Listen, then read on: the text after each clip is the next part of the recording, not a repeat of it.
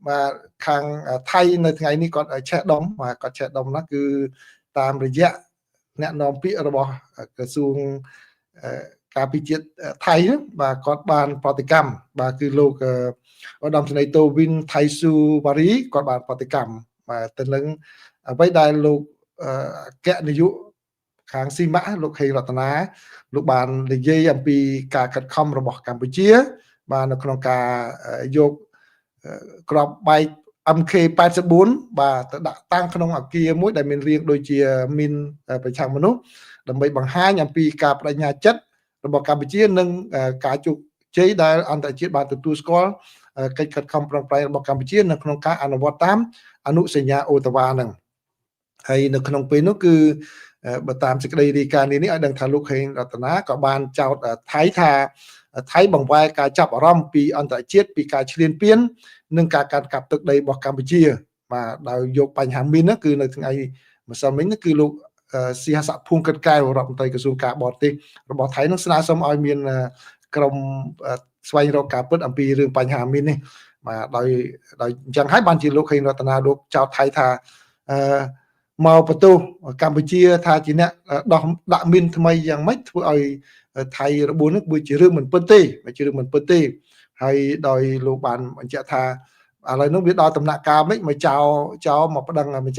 chả đây bình thái mà hay lục thà bồi sân chia thay nó mình cho mọi liên viên mọi chọn cản cặp tức đây cả mình chia tế còn mình lục thà đòi còn top rồi bỏ thay nu lại mà nếu bật tam thì cái đây thì cá sạp mình này bàn lực lang chẳng khi khát không chi diêm từ đó page ball lục hay là thà đó từ đó bàn ở khơiประมาณថ្ងៃមុនរកឃើញបើតែថ្ងៃនេះខ្ញុំប្រហែលជាវាយវាឈ្មោះខំឲ្យរកឃើញអត់បានដឹងខ្លឹមសារដើមទាំងសងដូច្នេះខ្ញុំដកសងសម្រងនេះគឺសម្រងសម្ដីរបស់លោកនេះគឺពីសារព័ត៌មាននៅខាងថៃផ្សាយទេណាបាទជួនកាលអាចបកប្រែខុសពីខ្លឹមសារដើមដែលគាត់សរសេរដែរប៉ុន្តែខ្លឹមសារសំខាន់គឺលោកបានបញ្ជាក់ថាថៃនឹងមកចូលដីកម្ពុជានឹងបានជន់មានជន់អីមកចោតគេមានគេសល់ពីសង្គ្រាមពេលហ្នឹងលោកវិនថៃស៊ូបារីអ្នកនាំពាក្យកងទ័ពថៃហ្នឹងបានគាត់ខឹងគាត់ចេះដុំគាត់បានចេញមកបើតាមសារព័ត៌មានគាត់ថាគាត់បានចេញមកបដិសេធយ៉ាងដាច់អហង្ការតែម្ដងបាទដោយលោកស៊ូបារីគាត់ថាលោកហេរតនាហ្នឹងគឺបន្តប្រើប្រាស់ក្តីសម័យប្រឌិតរឿងដើម្បីបំភាន់សហគមន៍អន្តរជាតិហើយគឺថាមតិរបស់លោកហេរតនាហ្នឹងគឺមានចេតនាបង្ខូចទ្រង់ទ្រាយរឿងរ៉ាវពិតប្រកបឲ្យលាក់បាំងការពិតដែលថាគឺកងទ័ពកម្ពុជាជាអ្នកដាក់មីនថ្មីក្នុងទឹកដីថៃដែលបណ្ដាលឲ្យទាហានថៃបាទរបួសនៅតាមបណ្ដោយព្រំដែនអញ្ចឹងហើយមិនត្រឹមតែប៉ុណ្ណោះទេគឺអ្វីដែលខ្ញុំអាចនិយាយថាគាត់ខឹងនោះគាត់ថែមទាំងនិយាយថាសម្ដីរបស់លោកហេងរតនានោះគឺមិនឆ្លុះបញ្ចាំងពីអកប្បកិរិយាជាសុភាពបរោះការទូតនោះទេគាត់ខឹងបើមិនឆ្លុះបញ្ចាំងជាសុភាពបរោះការទូតនោះទេហើយលើថៃគាត់ថាគាត់បដិសេធម្ដងហើយម្ដងទៀតមិនទទួលស្គាល់ការពិតហើយថៃខំបង្ហាញផាសតាំងនៅកម្ពុជាហ្នឹងគឺនៅតែមិនទទួលស្គាល់ថាមានរឿងកើតឡើងចឹងដោយបដិសេធហើយចុងក្រោយលោកលោក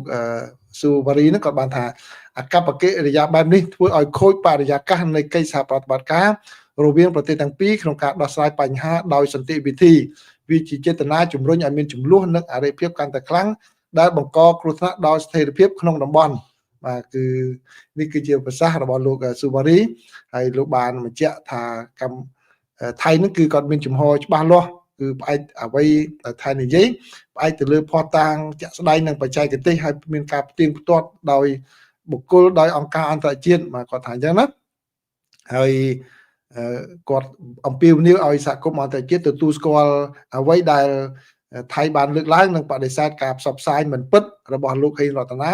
ដែលធ្វើឲ្យប៉ះពាល់ដល់ទំនុកចិត្តធ្វើឲ្យចុះខ្សោយភាពជឿជាក់នៃក្របខ័ណ្ឌសហប្រតិបត្តិការអន្តរជាតិនិងរារាំងដល់កិច្ចខិតខំប្រឹងប្រែងក្នុងការកសាងសន្តិភាពយូរអង្វែងក្នុងតំបន់បាទនេះគឺជាសេចក្តីរាយការណ៍ដែលខ្ញុំដកស្រង់ពីកាសែត The Nation ដែលជូនប្រិយមិត្តទាំងអស់គ្នាបាទហ្នឹងគឺជាកា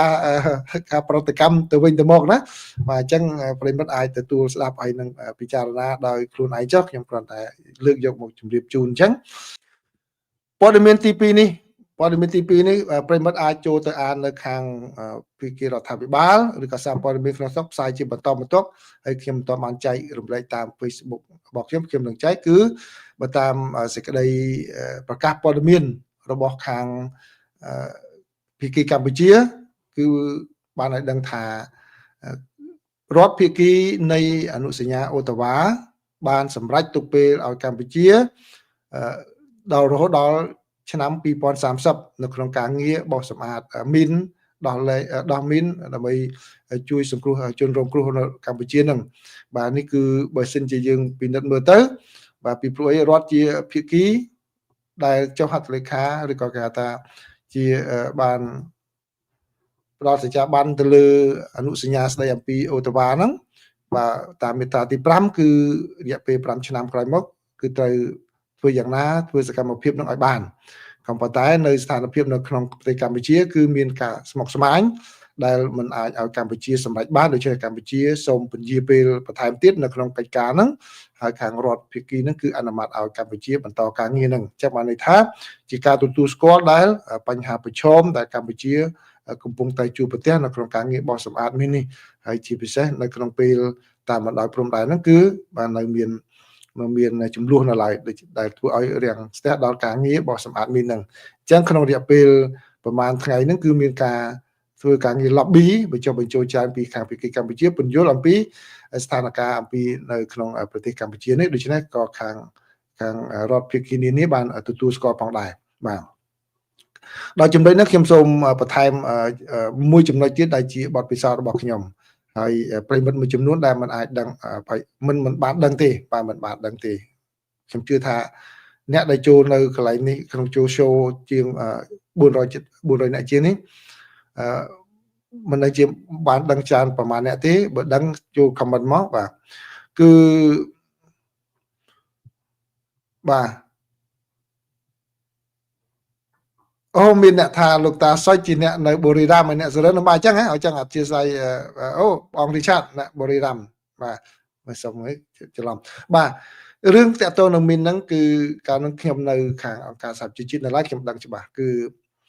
នៅក្នុងគោលដៅអភិវឌ្ឍសហសវត្តគេថា Millennium Development Goals MDG គេនេះគាត់ខ្ញុំនិយាយចេញមកមានមនុស្សមួយចំនួនបើផ្នែកព្រំចំស្អីគេ MDG ហ្នឹងបាទគេថាគោលដៅអភិវឌ្ឍសហសវត្តបាទហើយពាក្យថាគោលដៅអភិវឌ្ឍសហសវត្តហ្នឹងខ្ញុំជាអ្នករៀបចំពាក្យហ្នឹងតែម្ដងជាមួយនឹងក្រុមការងារដំបូងឡើយអ្នកខ្លះបកប្រែទិសដៅអភិវឌ្ឍសហសវត្តបាទដល់ពេលខ្ញុំបញ្យល់ទៅបើគោលដៅព្រោះនៅក្នុងគោលដៅវាមានទិសដៅវាមានសូចនាករនៅក្នុងនោះប្រមាណទៀតបាទវាមានទិសដៅ8ដល់10បើទាំងអស់របស់ពិភពលោកមានតែ8ទេបាទវាចុះសូចនាវាមានទិសដៅ8ដល់10នៅវាមានសូចនាករនៅក្នុងនោះទៀតបញ្យល់ទៅបានចុងក្រោយពាក្យដែលប្រើអនុម័តគឺគោលដៅអភិវឌ្ឍសហសវត្តដែលអង់គ្លេសហៅថា Millennium Development Goals បាទខ្ញុំជាចំណែកមួយដែរនៅទូទាំងពិភពលោកមានគោលដៅអភិវឌ្ឍសហសវត្តតែ8ចំណុចទេប៉ុន្តែនៅកម្ពុជាមាន9ចំណុចពិសេសតែកម្ពុជាមួយទេហេតុអីគោលដៅទី9គឺការដោះមីនសកម្មភាពដោះមីននឹងឯងបាទពេលនោះឯងគឺលោក Hafiz Pasha ដែលជាខាតាអគ្គលេខាឧបការីអគ្គលេខាធិការអង្គការសហប្រជាជាតិហើយជាប្រធានធំរបស់ UNDP ទាំងអស់បាទនៅបាទនៅអាស៊ីប៉ាស៊ីហ្វិកមិនទាំងអស់ពេលនឹងលោកផ្សេងលោក David ផ្សេងបាទគាត់អញ្ជើញមកប្រជុំនៅកម្ពុជាដូចជានៅឆ្នាំ2005បាទ2005ពីព្រួយគោលដៅអភិវឌ្ឍសហសវត្តនឹងចូលឆ្នាំ2ចុះហត្ថលេខានៅឆ្នាំ2000ហើយពិនិត្យឡើងវិញ5ឆ្នាំឡើងដូចឆ្នាំ2005ពេលនោះកម្ពុជាសុំបញ្ចូលគោលដៅមួយក្នុងហ្នឹងគឺគោលដៅទី9គោលដៅទី9ដែលផ្ដោតទៅលើសកម្មភាពដោះមីនហ្នឹងគឺការសុំបញ្ចូលនោះគឺមានន័យពីរមានន័យថាកម្ពុជាបដិញ្ញាចិត្តនៅក្នុងការបោះសម្អាតមីនកម្ពុជារងគ្រោះដោយសារក្របមីនសំណល់ពីសង្គ្រាមហើយក៏មានន័យថាអន្តរជាតិត្រូវយកចិត្តទុកដាក់បញ្ហានេះដោយផ្ដល់ជំនួយក្នុងការងារមនុស្សធម៌នឹងផងដែរឃើញទេអញ្ចឹងហើយបានជាខ្ញុំតែងតែនិយាយប្រាប់ប្រិយមិត្តមួយចំនួនថាចំណុចនេះគឺចំណុចខ្លាំងរបស់កម្ពុជាដែលទៅរឿងមីនហ្នឹងគឺកម្ពុជាបានបង្ហាញនៅការបដិញ្ញាចិត្ត កម្ពុជាជាជនរងគ្រោះហើយកម្ពុជាបានយកបទពិសោធន៍ជោគជ័យរបស់ខ្លួននឹងទៅចែករំលែកជាមួយនឹងពិភពលោកតាមរយៈបេសកកម្មរបស់អង្គការសហប្រជាជាតិហើយបេសកកម្មទី1ទៅក្រៅប្រទេសហ្នឹងគឺខ្ញុំខ្លួនឯងទាំងម្ដងចូលរួមនៅក្នុងហ្នឹងតំណាងជាមួយនឹងមេខ្ញុំតំណាងខ្ញុំទៅជាអ្នកបកប្រែឲ្យគាត់ទេមកនៅគណៈរដ្ឋមន្ត្រីនឹងតែម្ដងដូច្នេះខ្ញុំដឹងរឿងនឹងច្បាស់តើតើនឹងរឿងមានហ្នឹងបាទអញ្ចឹងហើយបាទខ្ញុំនិយាយថាចំណុចខ្លាំងរបស់កម្ពុជាហ្នឹងគឺនៅកន្លែងហ្នឹងប្រិមិត្តមួយចំនួនដែលអាចមាននិន្នាការទៅខាងណាអាចនៅសង្ស័យថាលោកកំសែងនិយាយលើកកម្ពុជាខ្លាំងពេកក្នុងពេលដោយសារតែរឿងនេះបានជាខ្ញុំលើកកម្ពុជាមិនមែនទេរឿងហ្នឹងរឿងពិតនឹងតែម្ដងបាទគឺប្រិមិត្តដឹងឃើញពីចំណុចទី1តាំងពីសុំអង្គការសហប្រជាជាតិតែម្ដងសុំបញ្ចូលគោលដៅទី9ទៅមើលឡើងវិញចូល Google មកផ្លែបើនៅណាំហ្នឹងគោលដៅអភិវឌ្ឍសហសវត្ត Millennium Development Goals អាហ្នឹងគឺសកលប៉ុន្តែនៅស្រុកខ្មែរគេថា CMDG Cambodia Millennium Development Goals នៅស្រុកខ្មែរយើងហៅថា CMDG ហ្នឹងគឺមាន9ចំណុចទី9ហ្នឹងគឺដោះមីននឹងឯងបាទខ្ញុំនៅក្នុងកិច្ចការនឹងខ្ញុំដឹងបាទបែរមិនខ្ញុំជាអ្នកសម្រាប់ទេខាងកម្ពុជាគាត់សុំប៉ុន្តែខ្ញុំដឹងរឿងក្នុងដំណើរការនោះពីព្រោះខ្ញុំទទួលបន្ទុកខាងអប់រំផ្សព្វផ្សាយអំពីយុទ្ធនាការ MDG ហ្នឹងបាទឬក៏ CMDG ហ្នឹងថែមទាំងអ្នកបោះពុំសភៅជាអ្នក edit សភៅហ្នឹងជាភាសាខ្មែរហ្នឹងមុននឹងឲ្យចេញផ្សាយហ្នឹងបាទពិនិត្យមើលយ៉ាងតិច5ដងមកឲ្យបោះពុំផ្សាយបាទហើយបេសកកម្មលើកទី1ដែលកម្ពុជាប្រើប្រាស់ចំណេះដឹងពីការជាជនរងគ្រោះមកជួយសង្គ្រោះពិភពលោកវិញខ្ញុំក៏ចូលក្នុងរួមប្រតិបត្តិការហ្នឹងជូនដំណើរកងមុខខៀវរបស់កម្ពុជានឹងមកក្រៅប្រទេសទៀតដូច្នេះខ្ញុំដឹងរឿងហ្នឹងឥឡូវក្នុងករណីកន្លែងនេះគឺឃើញកម្ពុជាយល់ថាស្ថានភាពដោះមីនហ្នឹងគឺមិនតាន់អស់ទេត្រូវសុំពន្យាពេល5ឆ្នាំទៀតឥឡូវខាងរដ្ឋភាគីហ្នឹងបានអនុញ្ញាតចាំបានន័យថាគេទទួលស្គាល់នៅអ្វីដែលកំពុងតែដែលកម្ពុជាកំពុងតែប្រឈមគឺគ្រោះថ្នាក់គ្រាប់មីននេះបាទអញ្ចឹងបើសិនអញ្ចឹងហើយហេតុអីក៏ថៃអត់ដឹងបាទមិនទៅចូលរួមប្រជុំនឹងទៅបិទភ្នែកឬយ៉ាងម៉េចគឺបិទភ្នែកអត់ដឹងថាកម្ពុជាគាត់នៅមានបញ្ហាមាននឹងបាទទោះបីជាខំពន្យាដោះយ៉ាងណាក៏ដោយគឺក៏មិនអស់ដែរខ្ញុំលើកឧទាហរណ៍ថាអស់មិនអស់ដែរហ្នឹងខ្លួនខ្ញុំផ្ទាល់នឹងតែម្ដងខ្ញុំទៅសម្ភាសលោកផ្កាយមួយដែលជាឧបការីរដ្ឋមន្ត្រីក្រសួងការបរទេសរបស់ការបរទេសឬការពីជាតិខ្ញុំចង់ភ្លេចកន្លែងហ្នឹងព្រោះគាត់ផ្កាយមួយដូចជានៅការបរទេសប៉ុន្តែគាត់ធ្លាប់ផ្កាយមួយបាទអូខេខ្ញុំភ្លេចទូនាទីរបស់គាត់បាទគាត់ធ្លាប់ផ្កាយមួយគាត់ទៅកម្ពុជាហើយគាត់បានធ្វើសកម្មភាពមនុស្ស